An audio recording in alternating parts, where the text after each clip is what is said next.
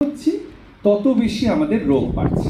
এটা যদি আমরা ভেবে দেখি যে এগুলো হচ্ছে লাইফস্টাইল প্রবলেম, যে they are called this because a person's habit, behavior, practice are largely determined.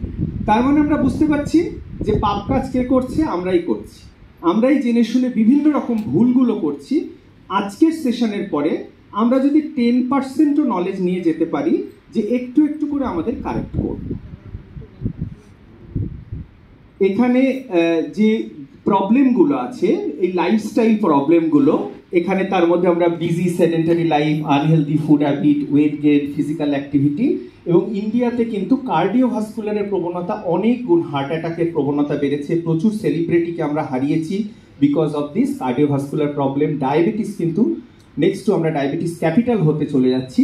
কিন্তু সব থেকে এই সবগুলো রোগের পেছনে আমাদের আসছে স্ট্রেস আর টেনশন, যেটাকে বলতে খুব সহজ, স্ট্রেস কমান, টেনশন কমান, টেনশন করবেন না, কিন্তু তার বিভিন্ন পদ্ধতি তো আমরা আজকে শিখলাম এবং ম্যাডামরাও বললো যে কি ভয়ানক হতে পারে যদি স্ট্রেসকে আমরা আস্তে আস্তে প্রশ্রয় দিই।